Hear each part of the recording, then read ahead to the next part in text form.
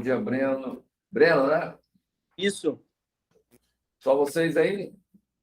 Acho que tem um pessoal que vai entrar, tá? Tava aguardando. Vou avisar no grupo aqui. Tá. É uma pena que ninguém veio, porque o bolo está aqui. Eu estou comendo tudo. Aliás, o bolo não veio, né, Render? Só o pão de queijo. Está aí também? Foi zero. Seria presencial hoje. Achei que era mais. Tem problema não. Bom que eu vou comer esse bolo todo.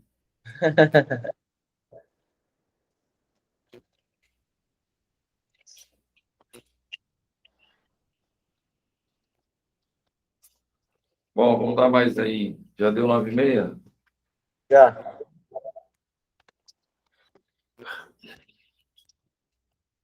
Você não começa a gravar depois, não? Não, vamos começar. Vamos esperar mais. Vamos ver quem vai entrar mais aí. A Patrícia entrou. Olá, Patrícia. Oi, professor. Tudo bem com você, minha filha? Ai, tô deitada ainda, professor. O que é isso, dona Patrícia? A vida começa às 4h da manhã, minha filha. Tô tentando aqui. Tá bom. Tá. Vamos começar a gravação. Acho que só vocês estão aí. Opa, entrou o Pedro. Vamos ver se vai entrar mais pessoas. Então, tá bom. Vai ficar gravado. João entrou. Fala, Pedro Henrique Corrêa. Bom dia, professor. Beleza. Bom dia, João Vitor Lopes Guimarães. O que mais?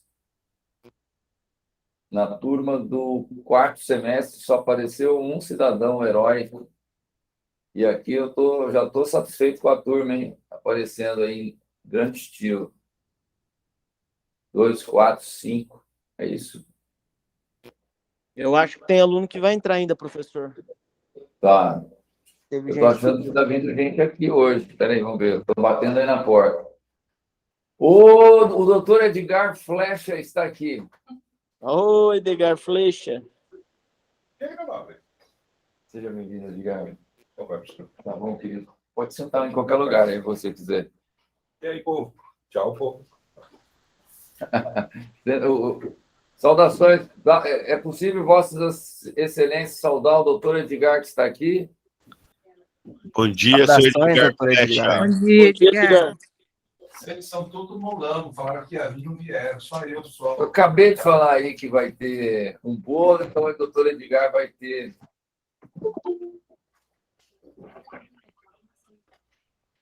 Pão de bolo, não, pão de queijo, Edgar vem. Pão de queijo, o doutor Edgar vem. Pede para vir deixar preparado. Paraguai que gosta de pão de queijo. Que novidade. Vamos ver se tem mais alguém que vai entrar aí. Eu estou dentro do horário, Tá no horário. 4 minutos atrás. Mais alguém aí, eu acho. Beleza? Vamos começar. A aula vai estar gravada. Vamos começar a nossa aula. Tudo gravado. Tá? Pessoal, bom dia a todos. Eu agradeço a presença de vocês, tanto à distância como a presença do nosso amigo Edgar aqui. Edgar, obrigado pela preferência. Sempre. Rogamos a presença de Deus para que abençoe a nossa aula. E o que eu quero conversar com vocês hoje é sobre a prova, especificamente sobre a prova, tá? Estou com ela aqui, mas a gente não pode mostrar para ninguém. E vou trabalhar em cima daquilo que é colocado, tá? O que eu quero passar para vocês, e eu faço de propósito a exigência com relação aos princípios, porque ele é, conforme eu falei na aula passada, a base do estudo de direito processual civil. Então, se vocês dominarem a questão dos princípios, não é só para a aula, não é só para a nossa matéria, mas para o futuro no exercício da profissão de vocês, tá? Independentemente se vão advogar ou não. Então, é importante que vocês tenham ciência disso, ok? A prova de vocês está delineada da seguinte forma, são mais ou menos são 5 questões com relação a exercícios de raciocínio, tá? E é para aplicar o princípio. Nada que você tem que fazer além de aplicar o princípio e explicar o princípio que você está aplicando. Então, a leitura, eu não quero que ninguém decore, absolutamente nada em termos de princípio. Eu quero que vocês entendam o princípio. Entendam. Tá? Então, nesse sentido, nós iniciamos aqui alguns princípios, colocamos alguns princípios para vocês. Nós temos o princípio... Ô, louco, ó, acabou de chegar aqui pão de queijo e bolo de chocolate, cara. É uma pena que vocês, efetivamente, o Edgar está mostrando. Agora mostra o bolo de chocolate, Edgar, para ele. Olha, ele é uma pessoa privilegiada, né? Olha aí. Espero que O Edgar estava fazendo churrasco. Depois, segundo tempo. Está todo convidado. Aqui no Poiado. Fala, Gabriel. E aí, professor, tudo bem? Bom dia. Obrigado pela sua participação. Ô, louco, você está onde? Tô na rua. Tá certo. Bom, vamos lá. O primeiro princípio, ou dos princípios que vocês têm que estudar, justamente os princípios que nós chamamos de princípios constitucionais, e tem a previsão na própria Carta Constitucional. Então, eu coloquei na prova alguns problemas, e existem casos. O primeiro comentário que eu falo sobre o princípio da legalidade, por exemplo, o princípio do conformismo e do respeito à legislação brasileira. Hoje eu acho que não adianta trazer tudo para cá, porque senão vai complicar. Tá? Bota a missão. Aí eu vejo tudo. Ele vai ficar... Só você beber um chazinho. Agradecer. Então, vamos lá. O princípio da legalidade, aliás, você podia, o Henderson, entrar para mim aqui no note. Entra lá para mim na questão. Não, pode entrar aí para mostrar para eles, com relação aos princípios, para a gente poder trabalhar em termos de apostila. As pessoas têm que se conformar com as sentenças, têm que se conformar com as decisões proferidas nos autos. Um processo, ele não é objeto, ele não pode ser um objeto de desrespeito. A isso nós temos que chamamos de segurança jurídica. Então, vai descendo aí, eu vou pontuando cada princípio para eles. Isso. Então, vamos lá falar um pouquinho do princípio da legalidade. Fica em cima aí, daqui. Quando eu falo que nós temos que observar o princípio da legalidade, com a previsão legal, eu quero que... Vocês estão enxergando aí o manejo que eu estou fazendo com a apostila? Sim, Okay? professor. Sim. Então, veja bem. Tranquilo. É importante você saber que o princípio da legalidade, o conceito não é apenas dizer que o que está escrito na lei eu tenho que cumprir. Não, não é isso. O mais importante é você entender que, quando proferida uma sentença, ou quando o processo está baseado em dispositivos legais e constitucionais, significa que é importante... Fala, o que foi aqui, Henderson? Hã? Tá.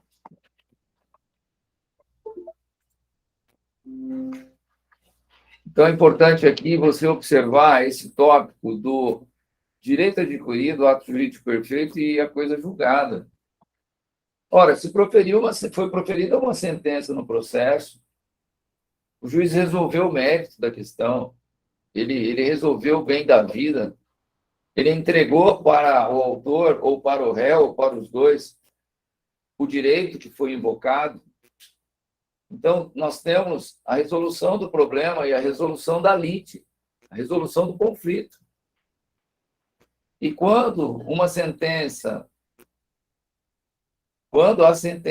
ela proferida, não há recurso, perdão, não houve interposição de recurso, ou as partes, de maneira proposital ou não, deixaram transcorrer em branco, em naubes, deixaram transcorrer o prazo para poder fazer o recurso, há um fenômeno no processo que aquela sentença ela é denominada coisa julgada, não é nem a sentença mesmo, mas é que foi entregue o bem da vida.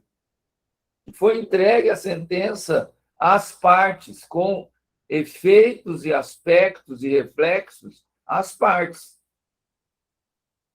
Lembra de ontem, de quinta-feira, que eu falei sobre jurisdição, direito processual coletivo?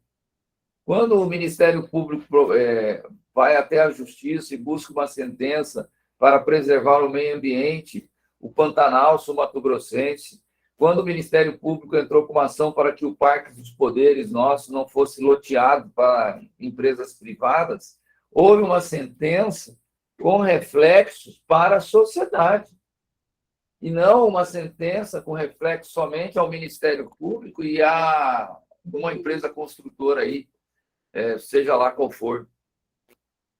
Agora, quando o Zé das Quantas entram contra o seu ciclano e sai uma sentença condenando ele a pagar um valor, ou condenando, ou negando o pagamento ao autor, aquela sentença, se ele recorreu, se ele foi para Brasília, se ele tentou no tribunal, perdeu, não conseguiu êxito, fim de papo, tem que ter um fim o processo.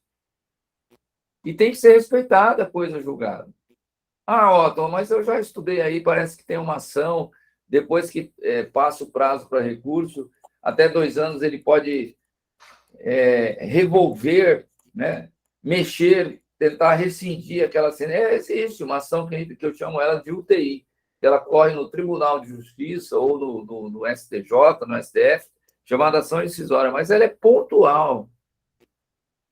Né? Então, nós, jurisdicionados, precisamos ter segurança com relação às decisões e temos que entender, como foi na aula passada, eu estou fazendo um link com a aula passada para você entender a matéria da prova, que a coisa julgada ela é como se fosse um cimento naquela calçada do processo. Então, a coisa julgada ela é um fenômeno que dá segurança jurídica às partes. Foi julgado, ganhei ou perdi, está julgado o processo. Entenderam isso?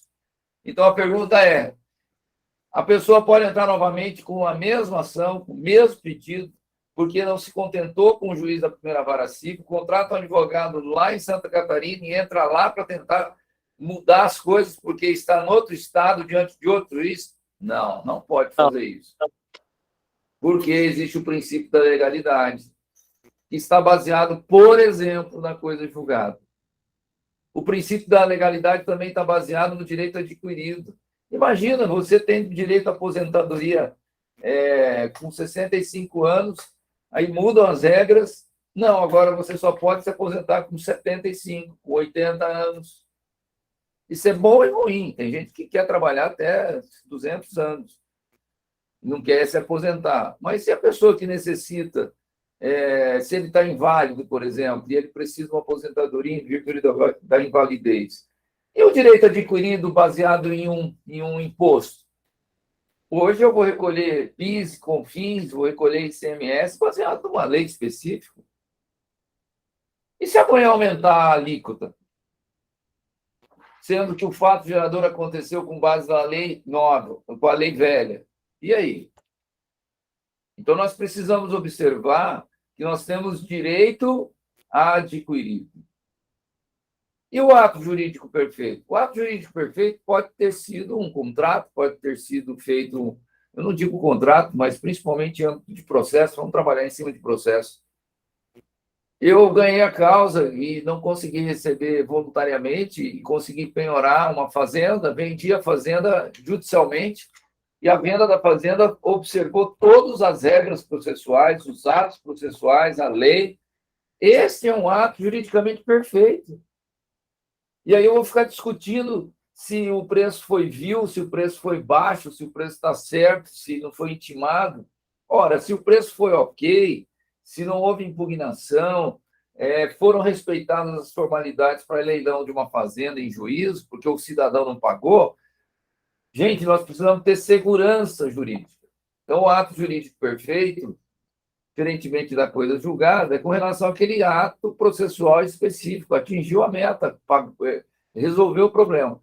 Então, um dos princípios que eu vou exigir de vocês nessa prova, considerando isso, gravem bem essa matéria, que vocês vão ouvir de novo para estudar. Vocês vão lembrar na hora que você estiver fazendo a prova. Não fiquem amedrontados com a prova, porque eu conto uma história de raciocínio. 4 páginas. O Edgar está aqui. Tem 1, 2, 3 páginas. Mas é bem emocionante, vai ser. Mas eu quero que vocês leiam com atenção o problema, porque eu não estou pedindo nada mais do que princípio. Entenderam isso? E essa dica que eu estou dando é especificamente a esse princípio da legalidade. Ou seja, olha bem o que eu estou querendo orientar vocês. Eu quero saber se eu entrando com uma ação, perdi, discuti, eu posso entrar novamente? Não posso. Se atingiu o mérito, passaram os prazos recursais, tudo foi realizado. Se você falar que pode, desde que aconteça tal coisa, aí você vai ter que me explicar o porquê. Entendeu? Entenderam? Alguma dúvida? Não, Continuar. senhor. Entendido, professor. Nossa revisão hoje vai ser em cima da prova. Está feita, já foi entregue. Tá? Então, eu vou revisando a matéria. Muito bem, em continuidade, nós temos aí fins sociais do Desculpa, direito. professor, você está em qual questão? Vai ser em cima das questões? É porque eu entrei agora. Quem está falando? Nicole, Olá, doutora Nicole. bom dia. Como vai sua tia, minha filha? Nicole, eu estou fazendo uma revisão, não tem problema. Qualquer dúvida, qualquer um de vocês pode me questionar aqui. Eu estou fazendo uma revisão em cima da prova. Eu não posso falar em cima qual é a questão. Se eu falar qual é a questão, eu vou receber aviso prévio da faculdade, tá certo? Ah, entendi, professor. Tá bom, obrigada. Eu estou falando da prova, ok? E estou explicando o princípio em cima da prova, tá? Que não deixa de eu estar analisando as questões aqui. Ok? Então, vamos lá. Voltamos à questão dos princípios. Um outro princípio que não foi criado por mim, mas é que ele está estabelecido no artigo 8º do Código de Processo Civil. Artigo 8º, se você está com o Código de Processo Civil, você vai ler. No dia da prova, você leva a Constituição, leva o Código CPC, não vai dar para ficar emprestando para o amigo, para a amiga. Diz o artigo 8º. Ao aplicar o ordenamento jurídico, o juiz atenderá aos fins sociais, às exigências do bem comum, resguardando e promovendo a dignidade da pessoa humana, observando a proporcionalidade, razoabilidade, legalidade, publicidade e eficiência. Proporcionalidade e razoabilidade. Por mais que uma pessoa, olha bem o que eu vou falar, por mais que uma pessoa tenha o direito a ser declarado, o magistrado, ele é o eixo da balança. Ele não é a balança. Porque a balança ela pode pender para um lado ou para o outro. Mas o magistrado, pelas suas decisões, ele coloca um padrão na balança para que ela sempre seja equânime, ou seja, igual, que seja utilizado a equidade. No final, logicamente que a balança vai pender para o lado A ou para o lado B, para o autor ou para o réu. Mas a justiça tem que ser feita, ele não vai agradar todo mundo. Né? Ninguém agrada ninguém aqui no processo, na verdade é declarar o direito. Então, ser proporcional e ser razoável é saber a exata medida do reflexo de uma sentença, de uma decisão proferida pelo juiz. Então, nós estamos trabalhando aqui com esse princípio dos fins sociais, e aí ele fala do artigo 1º, se eu não me engano, o inciso 3 da Constituição Federal. Se você me trouxer a CLT verde, lá tem a Constituição Federal também. É o princípio da dignidade da pessoa humana, entendeu? Então, significa que aplicar o princípio da dignidade da pessoa humana em um processo, no curso dele, ele aplica, na verdade, o respeito ao ser humano, ainda que você tenha o direito para uma das partes. Eu achei muito legal o Supremo Tribunal Federal, ao proferir a sua decisão, através, acho que foi não me lembro quem foi, acho que foi o Barroso ou o Lewandowski, que eles decidiram que, com relação à pandemia, ninguém poderia, ninguém não, as famílias, grupos de pessoas não poderiam ser despejadas enquanto estivesse o país com um decreto pandêmico, com o decreto que tinha a pandemia do coronavírus. Por quê? Imagina colocar uma pessoa fora de casa, sendo que havia uma ordem de recolhimento, de lockdown, por exemplo. Então, aí a pessoa ela é posta, as famílias, pelo certo, pelo errado, as invasoras de prédios públicos, prédios privados. Essas pessoas invadiam, e aí eu poderia, no curso da pandemia, enquanto acontecia o lockdown, o contágio ele era extremamente alto.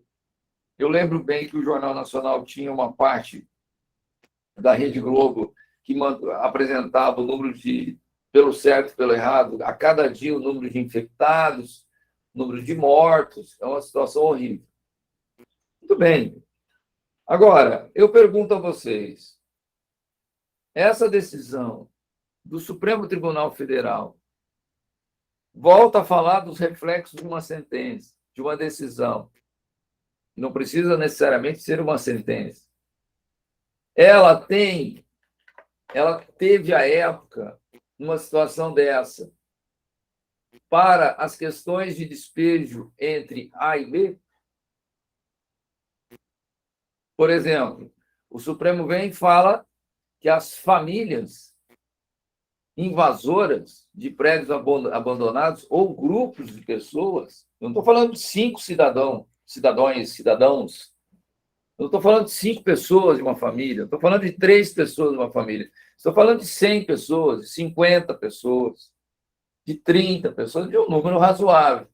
Ficar na rua? Não, o Supremo ele proibiu. Agora, esta decisão poderia ser invocada pelo devedor de aluguel, não pagou o aluguel, está em lockdown, ou o dono da loja no shopping, o shopping fechou o shopping porque não poderia ter, à época, o trânsito de pessoas dentro do shopping center, e aí eu lá vendo roupa, vendo calçado, enfim, sou um comerciante com uma loja dentro do shopping center, não consigo ter renda, como que eu vou pagar o aluguel, que é caríssimo? Eu poderia aplicar essa regra a relacionamentos individuais. Esse é um ponto importante que eu vou questionar vocês na prova. Eu vou querer saber qual é o teu raciocínio nesse sentido. E conforme a tua argumentação, você vai acertar ou você vai errar. Porque eu quero saber do princípio aplicado. Eu quero saber se o princípio aplicado é o do fim social, que reflete proporcionalidade, razoabilidade, principalmente. Mas você acabou de falar sobre o artigo 8º, lá está escrito publicidade e eficiência. Publicidade é decisões para que as partes tenham ciência, tá? O juiz não pode proferir sentença ou decisão escondida, ou apenas para uma das partes. À exceção de bloqueios de dinheiro, sequestro, medidas liminares que têm que ser cumpridas urgentes, se o réu fica sabendo, ele vai causar obstáculo. Ou o próprio autor também, quando é contra o autor. Tá? Voltando. Eficiência. Eficiência é rapidez. É efetividade. Então, eu tenho uma pergunta para vocês, se esse princípio do fim social se aplica quando há uma relação privada, particular, entre um cidadão que é proprietário do imóvel e um cidadão que loca o imóvel. Eu poderia, então, como advogado do devedor, fazer o link, puxar a decisão do ministro do STF. Olha, o ministro do STF falou que não pode ter despejo, mas o despejo é para todos? O despejo é só para grande número de pessoas? E o locador, que é dono do imóvel e vive do imóvel para poder sobreviver, como que ele fica numa situação dessa? É isso que eu quero saber de vocês com relação a esse princípio. Professor, E fazendo... desculpa Pode falar. interromper. Essa decisão não é só para fins de domicílio? Exatamente. Estou falando em termos de famílias invasoras. Ah, tá. Não, eu achei que era também para pessoas locadoras de comerciais. Não, presta bem atenção naquilo que foi exatamente isso. A tua dúvida é pertinente, mas esclarecendo, eu quero saber sobre a proporcionalidade e razoabilidade. A gente não pode jamais aproveitar de uma sentença, de uma jurisprudência, de uma decisão para colocar no processo do qual você está defendendo, aproveitar no sentido de enganar, aproveitar e dar uma interpretação errônea e induzir alguém a erro.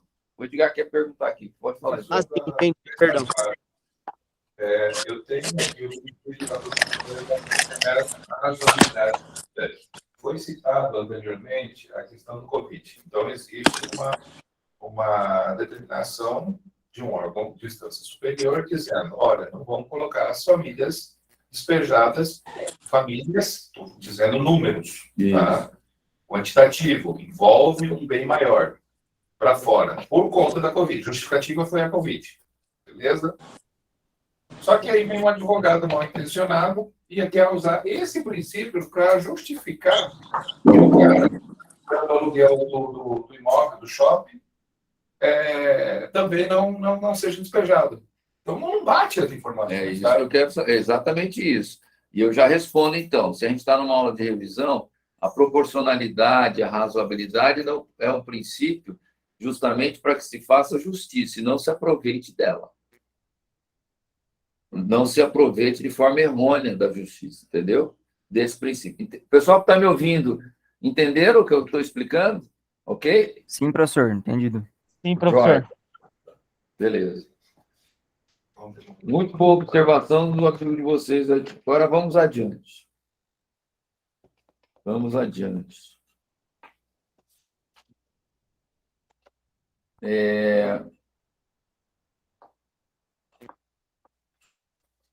Onde eu vou mostrar aqui, eficiência,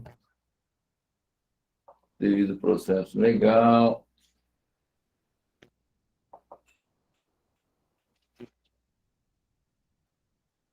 Coloquei para vocês um problema muito interessante. Imagina que você está fazendo audiência, ok? Eu estou discutindo uma ação de acidente de trânsito, ou uma ação de divórcio, ou uma questão possessória, ou uma questão administrativa. Fazendo a sua audiência numa boa, está tudo bem. De repente, por uma razão ou outra, há uma briga dentro da sala de audiência. Uma vez aconteceu um fato como esse. Um advogado que fazia karatê comigo, ele estava lá no juizado especial, caminhando, passando por lá no juizado, e tem um advogado já que serviu comigo na ordem, e esse advogado, ele estava fazendo audiência, discutiu com um advogado mais jovem, o advogado passou a agredir o mais velho. E o juiz ficou em estado de choque, não conseguiu chamar a segurança, e foi uma gritaria, e aí esse meu amigo, que hoje é promotor lá no Paraná, ele era advogado, passou no concurso do Paraná, de faixa preta de karatê, ele prontamente entrou lá na sala, imobilizou o rapaz. O soco que esse amigo meu deu no agressor foi tamanho que ele quebrou a mandíbula e foi parar no hospital. Eu passo um exemplo mais ou menos desse na prova. Você está discutindo uma questão de acidente de trânsito ou divórcio, de repente surge uma briga generalizada.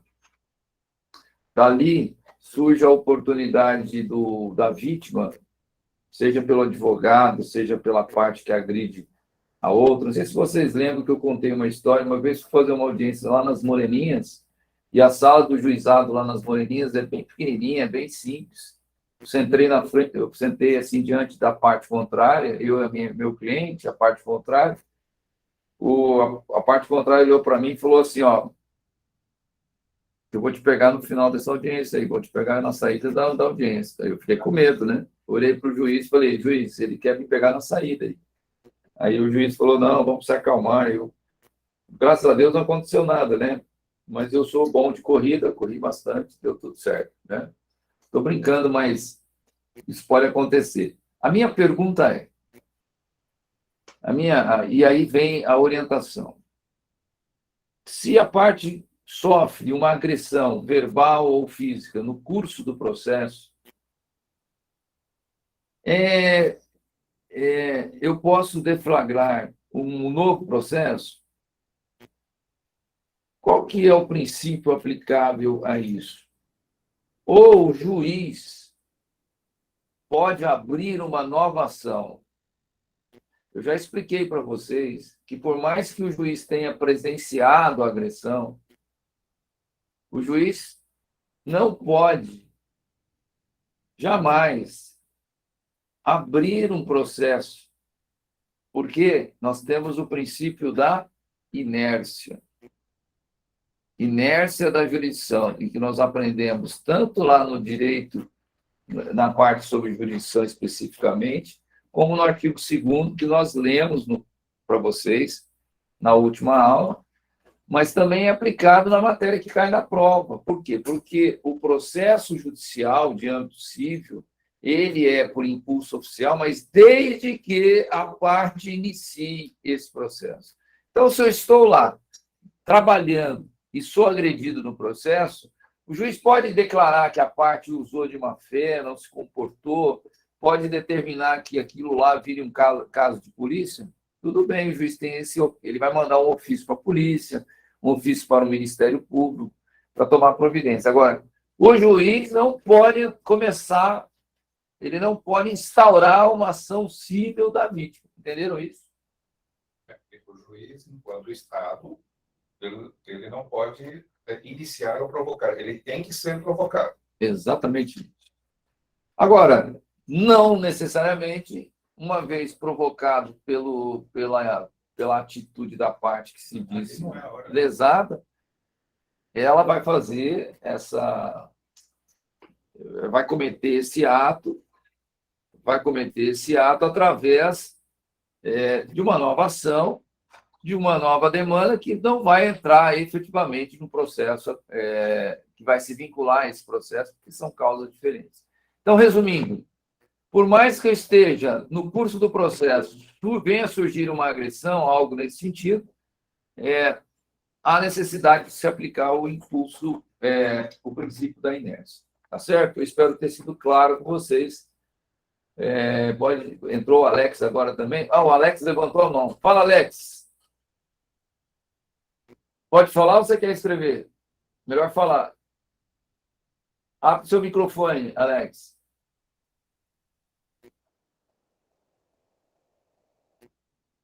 Fala, Alex. Alô? Professor, Oi, Pedro. mas nesses casos aí, onde é ferida a boa-fé, né? No segundo artigo 5º, não teria alguma, tipo, uma outra penalidade, uma desvantagem para a pessoa que comete esse ato?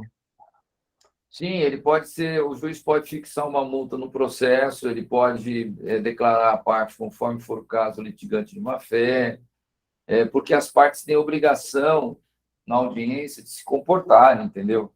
Sim, Então, é o o juiz artigo pode, 5º, né? mas não significa que porque a pergunta é, se o juiz pode iniciar um processo de ofício numa situação dessa em âmbito civil? Não pode. Aí Não você pode, aplica né? qual princípio? Da inércia. Entendi. Entendeu, Pedro? Sim, senhor.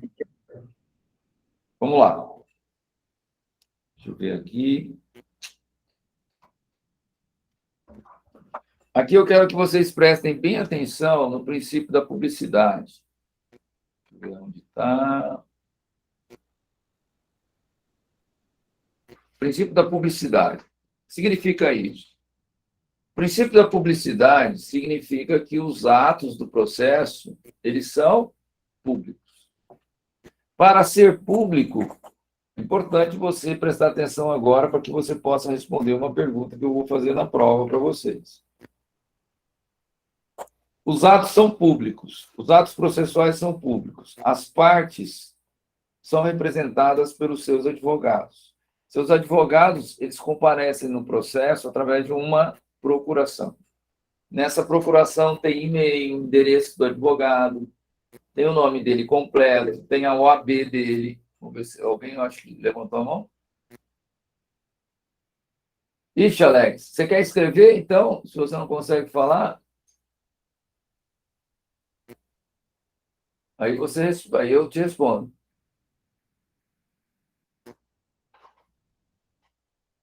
Ah, você quer saber se o juiz, se fosse o juiz o agredido. Bom, aí o que ia acontecer? O juiz teria que interromper a audiência, né? E possivelmente ele ia se dar por suspeito, né? A partir daquele momento, não porque ele tem interesse na causa, mas é que ele foi agredido por uma das partes. O juiz, enquanto pessoa física, o Alex, ele vai ter que contratar um advogado e entrar com uma ação. Não seria primeiro chamar a polícia, fazer o boletim de ocorrência? Sim, também. Tem as medidas, mas nessa parte civil, o juiz ele é o agredido, a vítima. Aí ele passa a ser de juiz, Estado, a pessoa física, Exato. agredido, então ele já fica impossibilitado de dar continuidade por conta de caracterizar uma questão emocional em cima daquele processo. Exatamente. O Edgar está falando aqui que o juiz sai da condição de representante do Estado, ele se torna vítima. Tá bom, Alex? Espero ter respondido para você. Então, voltamos na questão da publicidade. O artigo 5º, inciso 60, vou pegar aqui para vocês.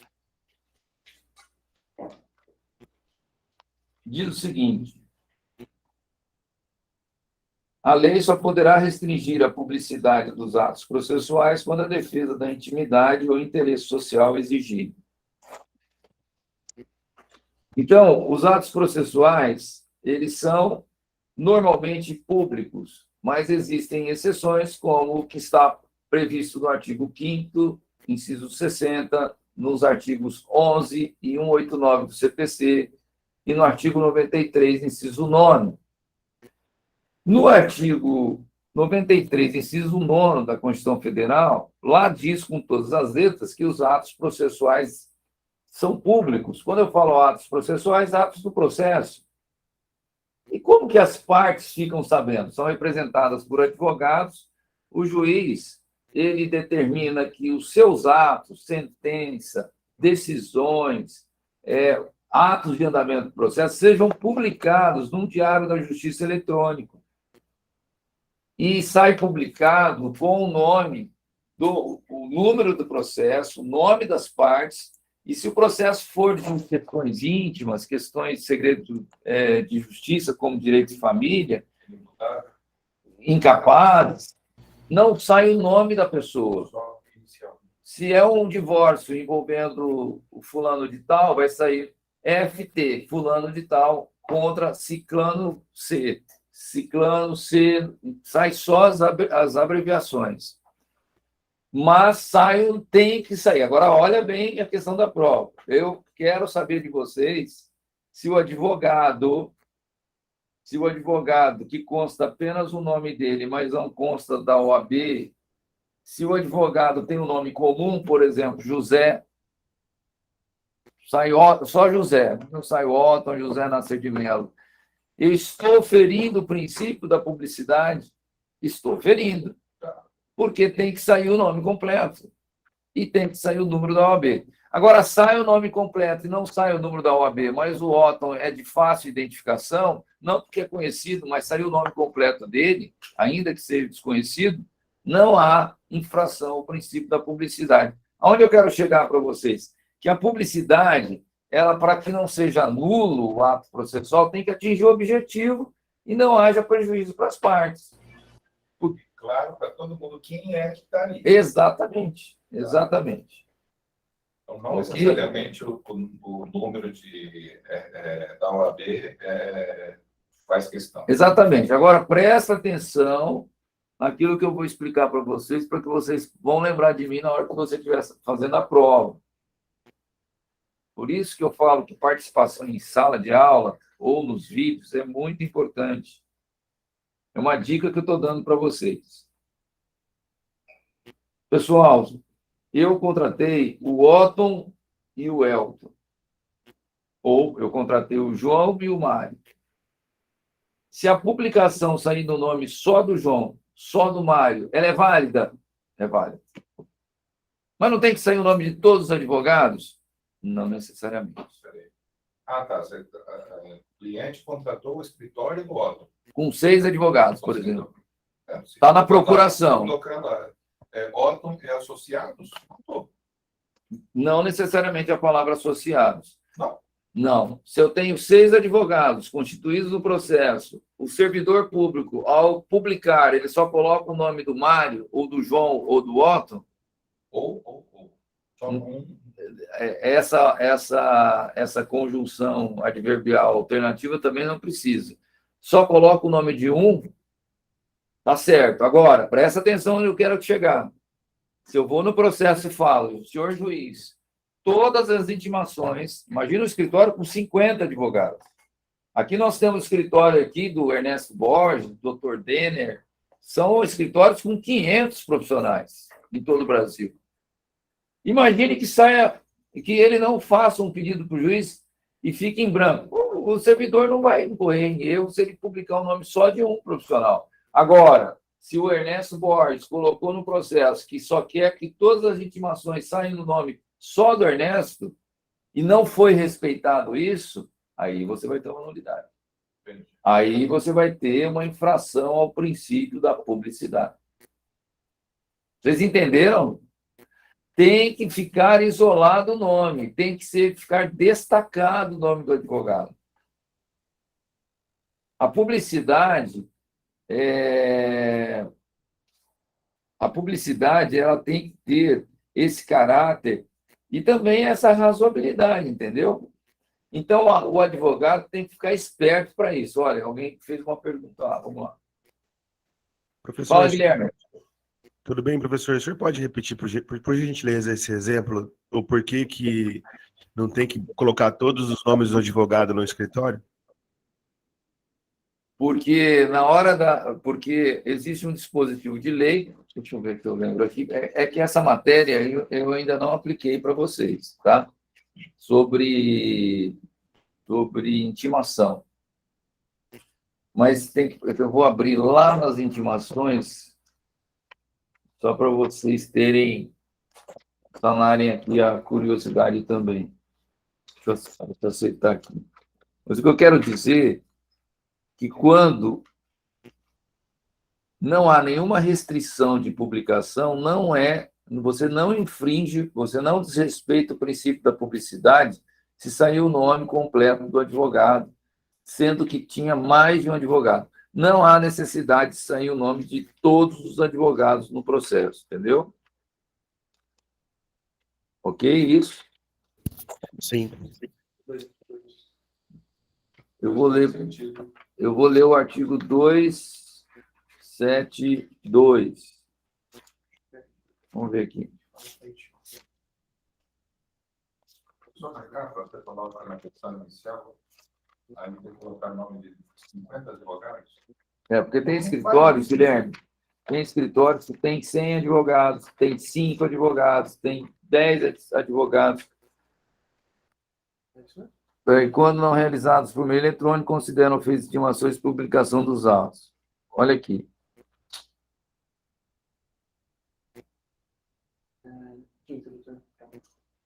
Constando dos autos, 272, Guilherme, parágrafo 5º, constando dos autos pedido expresso para que as comunicações dos atos processuais sejam feitas em nome dos advogados indicados, o seu desatendimento vai implicar em nulidade. Tá certo? Matou a charada? Mas como vocês não têm aula, não tiveram aula sobre intimação, eu quero saber do princípio, ok? Não havendo restrição, atingiu o seu momento. Publicidade. Fala, Luana. É uma pergunta aleatória. Toda pergunta é bem-vinda. Pode, Não, pode... é porque eu cheguei atrasada. Eu queria saber se o senhor vai deixar essa aula gravada para eu assistir o começo. Luana, a aula está sendo gravada, vai ficar à disposição de vocês. E, aliás, Guilherme, propague isso para a turma, tá? Para que a gente não tenha aqui uma deficiência ou a quebra da isonomia das dicas da prova, né? Todo mundo também tem que se empenhar para assistir as aulas aí. Né? Ok, professor.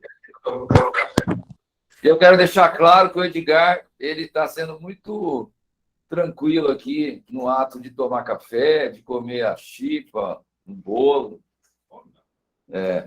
Está sendo muito bem tratado o doutor Edgar aqui. Glória a Deus. Vamos lá. Dando continuidade à nossa prova. Opa, a nossa revisão. Edita. Deixa eu ver aqui para vocês. Tem coisa aqui que... vamos falar da autotutela. Lembra da autotutela que eu falei? Onde está aqui?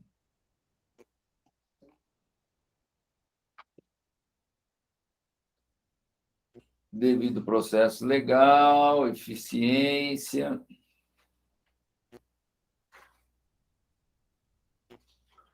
Não, pode deixar.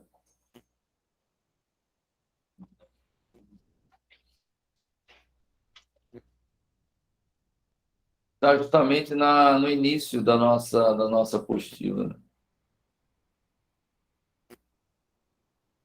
Autotutela. Então, você mora na sua casa. Tá certo? Está lá morando na sua casa, e você aluga uma outra casa. E a casa alugada é a menina dos seus olhos. Você cuidou da casa, pintou a casa. Falei, bom, agora eu consegui comprar mais uma casa, vou alugar essa casa, vai ser meu ganha-pão. Vou receber aluguel, vou conseguir fazer investimentos. E aí, você está lá, algum vizinho liga para você e falou, tudo bem, doutor? Como estão as coisas? Tudo bem. Aquela casa sua ficou muito boa, ficou boa mesmo, estou fazendo investimento. Só que se eu fosse o senhor, contrataria um segurança e arrumasse ali, colocasse alguns dispositivos de segurança, porque a sua casa, ela está sendo uns sem-tetos. Eles armaram umas barracas, eles estão bem na frente da tua calçada ali, bem na frente da sua casa. Ou estão no terreno próximo. E aí a gente transporta esse exemplo para a tua fazenda. Eles estão ali na rodovia, já na porteira da tua fazenda. Então, é iminente, é próxima a invasão. E aí a pergunta fala, estão querendo invadir? Então, eu vou resolver o problema. Eu não vou procurar justiça. Eu vou fazer justiça.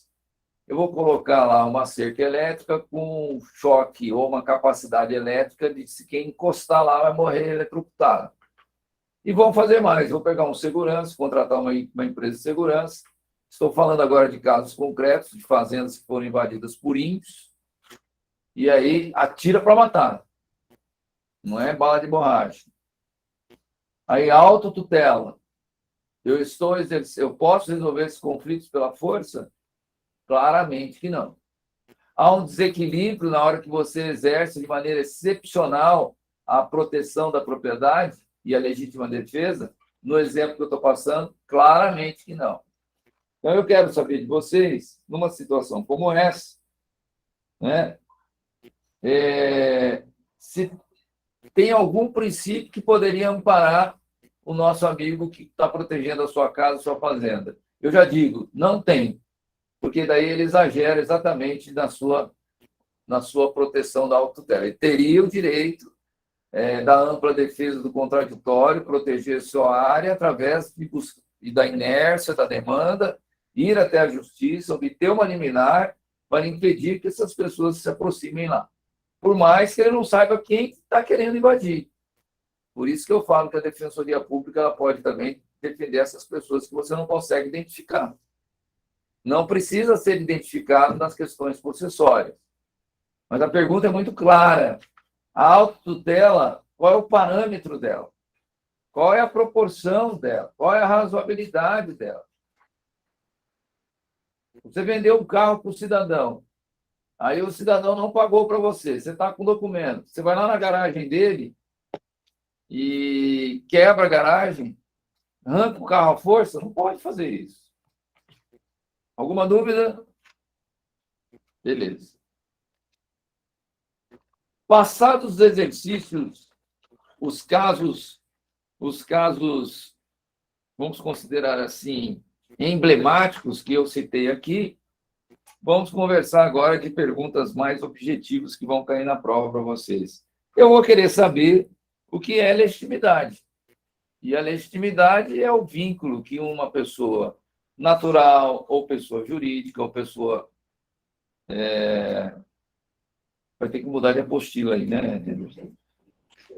A pessoa tem um vínculo, e quando eu falo pessoa física ou natural, pessoa jurídica, pessoa formal, com um fato que venha provocar uma disputa jurídica. Então, a legitimidade é esse vínculo que existe.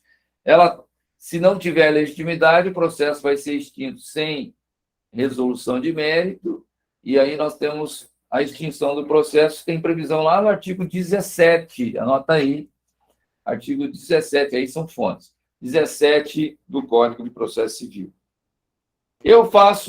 É importante vocês entenderem que legitimidade não tem confusão, não se confunde com interesse processual. A legitimidade é um vínculo que o cidadão tem pertinente ao direito. Agora, o interesse é a forma como você exerce o seu direito. Tá certo isso? O interesse processual... Não, você já foi muito para frente. É antes. Bem antes, é uma apostila antes. Aí é exercício. Tem que ser na outra apostila. Mas o interesse processual, presta atenção no que eu estou ouvindo, depois você olha aí para a tela. O interesse processual significa que eu vou exercer o meu direito, porque eu já estou vinculado com aquilo, mas eu estou usando a ação correta.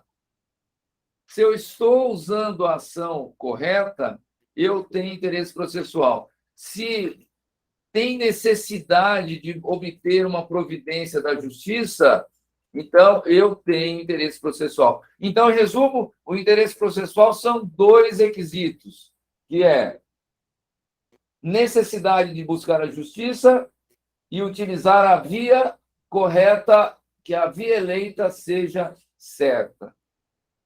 Já a legitimidade, há um vínculo, há um liame, há uma ligação nesta relação jurídica envolvendo as pessoas no processo. Ok? Pode baixar, deixa eu baixar aqui.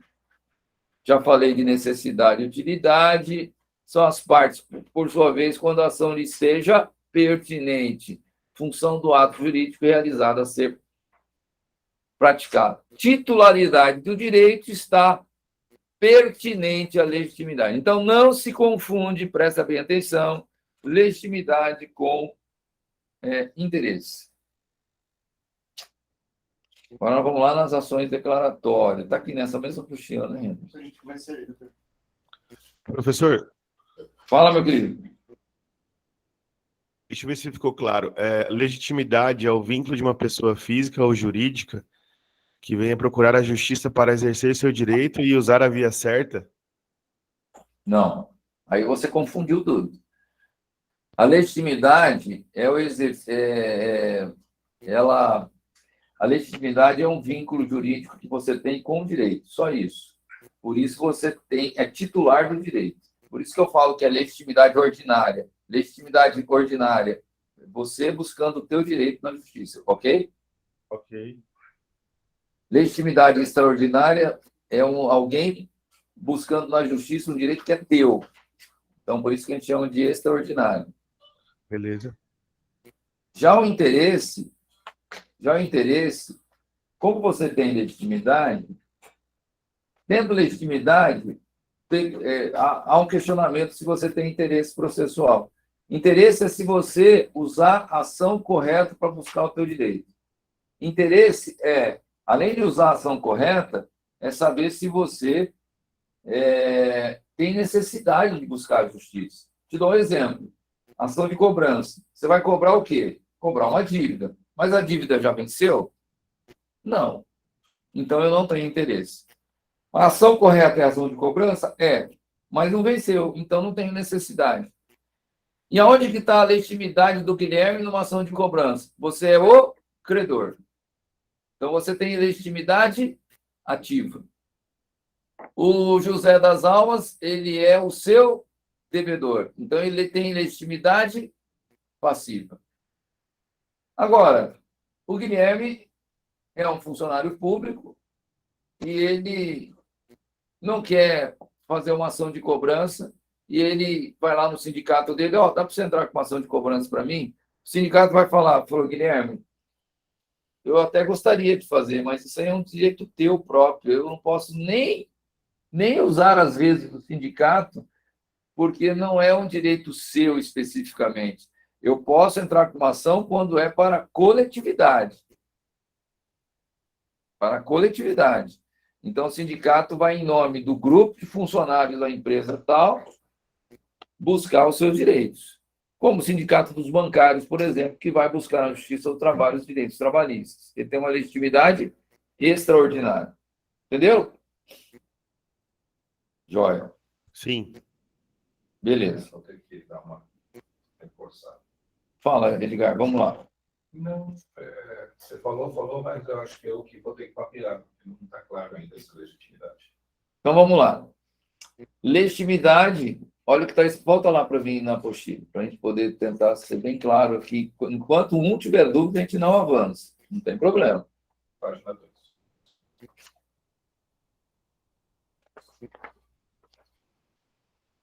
Requisitos da ação. Você tem, então, a figura legítima, são as partes.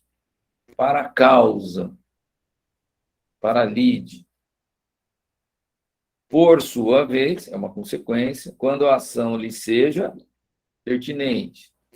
A legitimidade, Edgar, ela é aferida, ela é avaliada e verificada em função do ato jurídico realizado ou a ser praticado. Você é o condutor do carro quando aconteceu o acidente? Sim. Então, você sendo o condutor, não precisa ser o proprietário. Eu posso entrar com uma ação contra você porque você foi condutor e não observou o sinal? Sim. Então, você tem legitimidade. Você é o proprietário, você é credor de uma dívida? Sou. Então, você tem legitimidade porque o direito diz a você. Você foi na mosca. Isso que não estava claro. Uma coisa bem padrão. Você fez uma infração de trânsito, passou o sinal vermelho. A multa chega para o carro, não chega para mim. Sim. Entendeu? Sim. Então, assim, vai para o dono do carro, né? Sim, sim. Tá. Por quê? Porque ele também, você não paga a multa, aí a fazenda pública ou a fazenda estadual vai cobrar aquela multa, através de uma ação de execução. Ela é credora. Sim. Ela vai em cima de quem? Vai em cima do proprietário. Agora, se o proprietário, no tempo hábil, falou que aquele dia quem estava dirigindo é o Edgar, e o Edgar assinou uma declaração reconhecendo que estava dirigindo, então você recebe a multa e você vai ser cobrado? Não, nesse caso, você recebe a multa, mas quem vai ser cobrado ainda vai ser o proprietário. Estamos falando de um caso específico. Tá, não, para ilustrar. Entendeu? Tá, agora está mais claro. Legitimidade, eu não sei se vocês estão ouvindo aí o meu bate-papo aqui com o Edgar, que ele ficou em dúvida. Ele precisava de um exemplo mais claro. Então, ele me questionou sobre multa de infração de trânsito. Eu vou cobrar de quem? Do proprietário. Então, o proprietário tem legitimidade, só que não é ativo, não é o proprietário que vai entrar com a ação, é passivo, porque é a fazenda pública que vai cobrar, entendeu? Então, a legitimidade, como está sendo escrito ali, ela é em função do ato praticado, do ato jurídico realizado ou do ato a ser praticado. Confere-se legitimidade assim, Edgar, em razão da, olha bem o que vocês têm que entender, titularidade do direito afirmado. Por que as pessoas, quando vão fazer as suas defesas, eles falam assim, da ilegitimidade ou da ilegitimidade ativa? Porque a pessoa que está buscando o direito, ela não pode, talvez ela não seja titular do direito afirmado. O homem e a mulher casados entre si, eu quero fazer o divórcio. Então, eu tenho legitimidade para isso. Entendeu? Fala, ué, chegou! Pessoal, ladrão. olha, acabou de chegar o meu amigo Breno aqui. Eu tenho certeza que ele não veio por causa do pão de queijo, nem por causa do bolo, nem. Ele está de terno, rapaz. Estava casando. Hã? Casando aqui. Ô, Bruno, seja muito bem-vindo. Ô, Bruno, Breno, seja bem-vindo, tá? Você acabou de falar em casamento, chamou o homem. Então para estender um pouquinho mais sobre legitimidade. Legitimidade em virtude do direito invocado, do direito, da titularidade do direito. Olha lá que eu coloquei na apostila. A legitimidade é um pressuposto processual, quer dizer, é uma condição para a existência da ação. Quando a legitimidade é de processo, leia-se, pessoal que vai fazer a prova, é de causa, para a causa, ou é de processo, para o processo, quando há coincidência entre as partes da relação jurídica de direito material e de direito processual. Se eu vou fazer uma ação de divórcio, o cônjuge varão, ele tem legitimidade para entrar com a ação, porque ele é titular do direito invocado. A cônjuge varoa, ela é titular para ser parte passiva de uma ação de divórcio. Tá certo. Beleza? Estamos dizendo aqui que faltam 15 minutos para começar a outra aula, mas não tem problema. Vamos para frente. Agora vamos lá na ação. Entendeu, Edgar? Tranquilo? Fechou. Vamos lá agora na ação declaratória. Pessoal, eu falei isso na aula de quinta-feira, revivendo a matéria com vocês. Olha bem o que os juristas falam. Tem por finalidade a obtenção de uma sentença que elimine a incerteza jurídica sobre a existência e inexistência de uma relação ou situação jurídica. É aquela que visa a eliminação da crise de certeza sobre a existência de determinado direito ou relação jurídica. Então, eu vou para a justiça, eu vou atrás de um esclarecimento primeiro, e depois atrás de receber dinheiro, atrás de receber o que é certo. Quantas vezes as pessoas vêm até mim e falam, doutor, entra na justiça, mas eu quero saber o que é meu de justo, de justiça. Eu não quero nada mais daquilo. Eu preciso que a justiça declare tal coisa. Então, a ação, ela tem um pedido declaratório. Por isso que ela é chamada ação declaratória. Por que as pessoas colocam, quando entram com ação, o nome da ação, ação declaratória? Porque há um pedido de declaração. Tá? Declaração do quê? Declaração da justiça, da prestação jurisdicional. Entenderam isso? As pessoas vão atrás de uma manifestação. Hoje eu estou fazendo aqui, eu estou fazendo uma declaração para vocês de um fato, de uma prova, estou falando o que pode cair, o que não pode cair, ou quase isso, né? Quase isso. O Edgar e o Breno estão me olhando aqui, meio desconfiados. Beleza? Entenderam o teor dessa ação declaratória? Agora eu quero saber de vocês. Eu posso ter uma ação, olha a prova que eu posso pedir para vocês. A ação declaratória pode ter um pedido condenatório? Claro! O juiz declara que você é vítima, que você sofreu um dano material, um dano moral de um acidente ou de um ato ilícito cometido por alguém e condena, conforme o pedido, e condena a parte contrária a ressarcir. Eu tenho uma causa muito interessante de uma senhora, eu não tenho causa nenhuma, né? Mas eu defendo uma família Então, pode pedir uma condenação. Pode, A ação declaratória, ela pode vir a pedir uma Pode. de condenação. pode. Eu tenho uma ação declaratória, eu estou advogando para uma família em que, olha o pedido interessante da parte contrária, ela quer reconhecimento da paternidade só.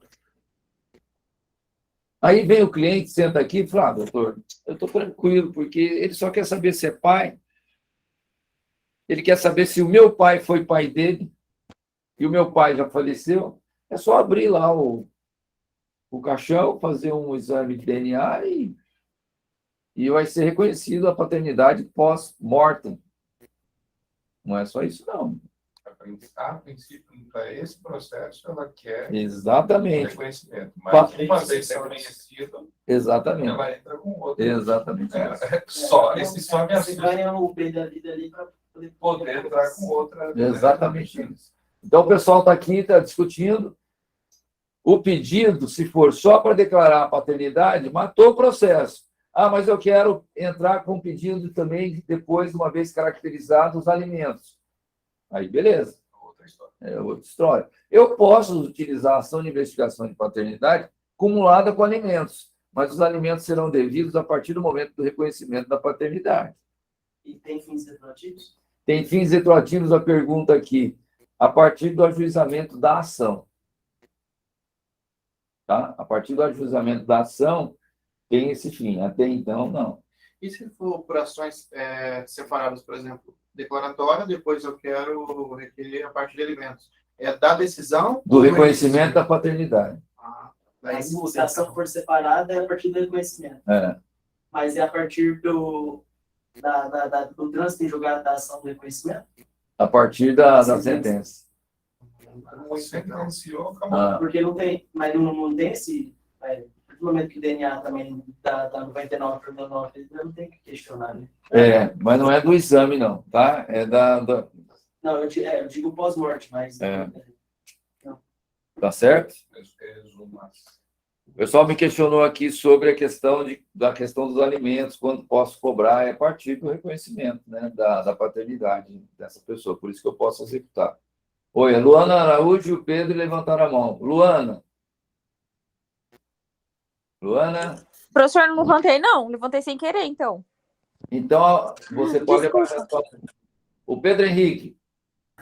Professor, nesse caso que o senhor citou aí, a pessoa poderia pedir a parte dela da herança ou não? Sim, através de uma ação chamada petição de herança. Muito bem, exatamente isso. A partir dele. Não, aí, uma vez reconhecimento da paternidade, ela tem efeito retroativo. Aí você vai lá atrás. Aí você volta lá atrás e busca a parte da herança. Exatamente. Beleza, Pedro? Beleza, professor. Exatamente. Tá. Alimentação, ex nunc. Isso.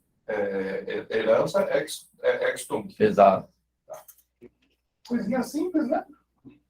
Aí os herdeiros que já recebeu o bom, depois tem que pagar o... Tem que ressarcir. Estão me perguntando se tem que pagar.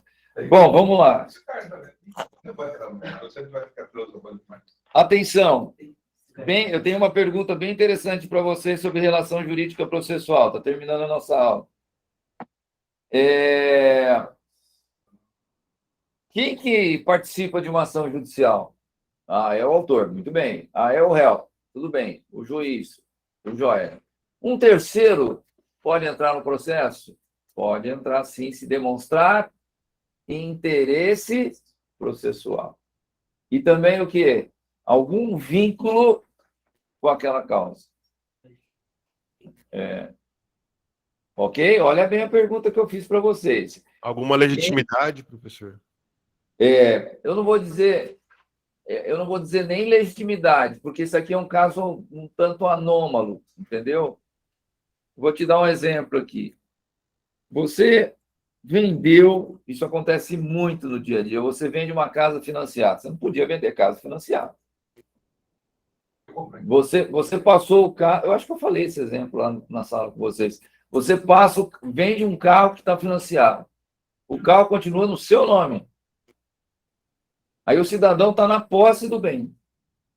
Aí ele descobre que está tendo uma briga entre Caixa Econômica e o dono da casa, ou o Banco Bradesco, estou citando os nomes aqui de forma aleatória, com o dono do carro.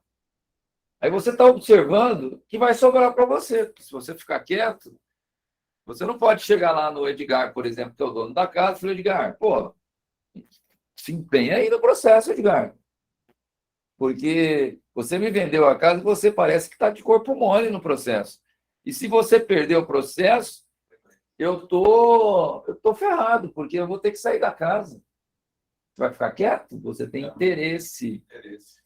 Você tem interesse processual. Você tem necessidade. Então, eu teria legitimidade para entrar com uma ação dessa? A princípio, não, porque eu não sou o dono do direito. Mas tem o direito da posse? Poderia invocar a questão da posse.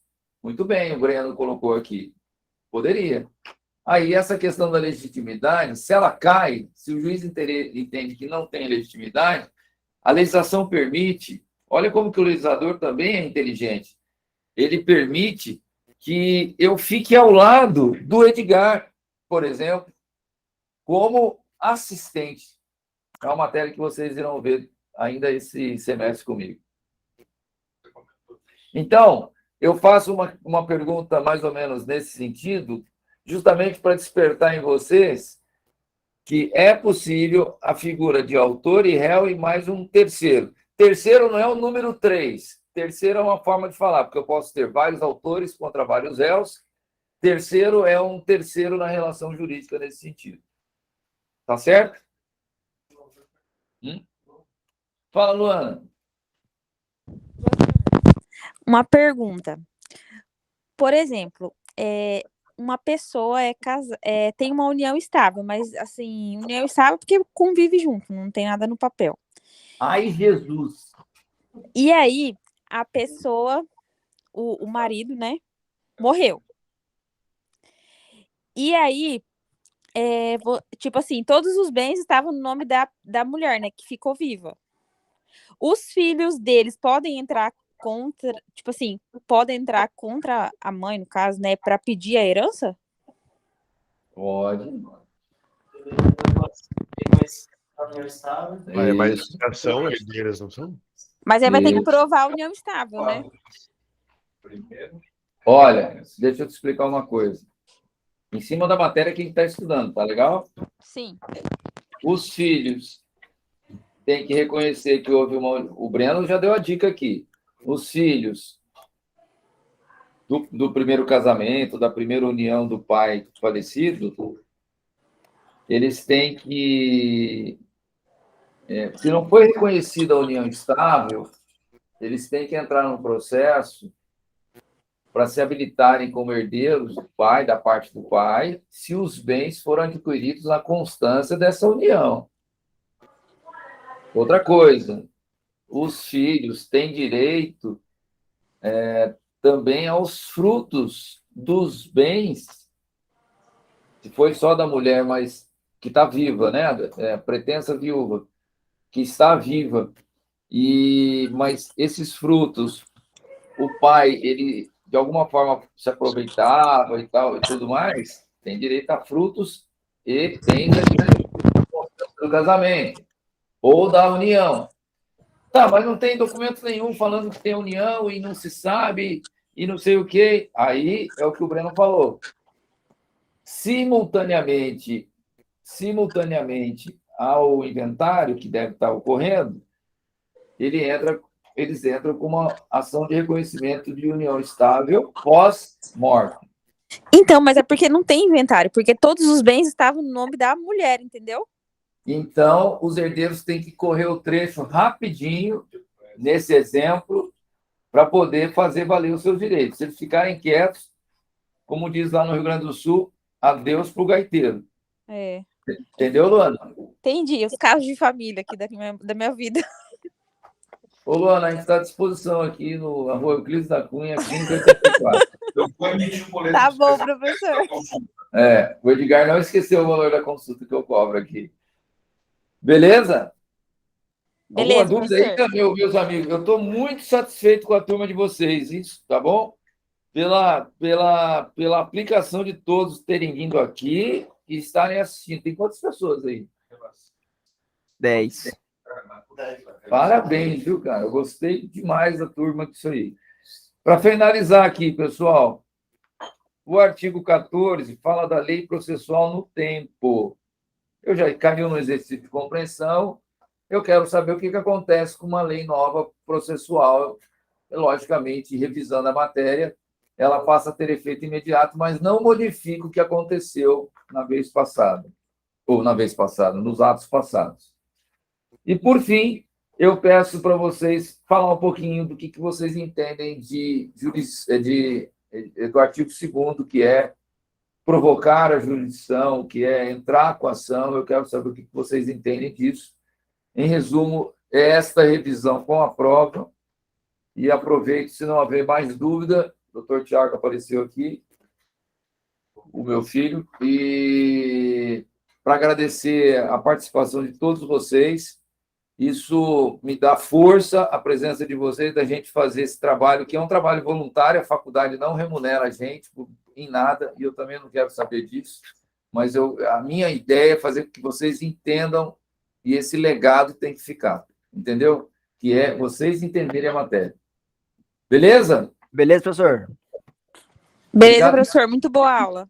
Obrigado pela atenção Top aí. demais. Estudem. Um abraço. Top demais. Obrigada, professor. Tchau, professor. Tchau, tchau. Bom Valeu, dia. Gabriel. Valeu a todos. Valeu. Alex, Guilherme, Luana, Patrícia, que mais? Nicole e o Edgar, Breno, que estão aqui comendo. Daniele e todo mundo mais aí. Se eu esqueci de alguém, me perdoa. Um abraço. Abraço, professor. Até mais.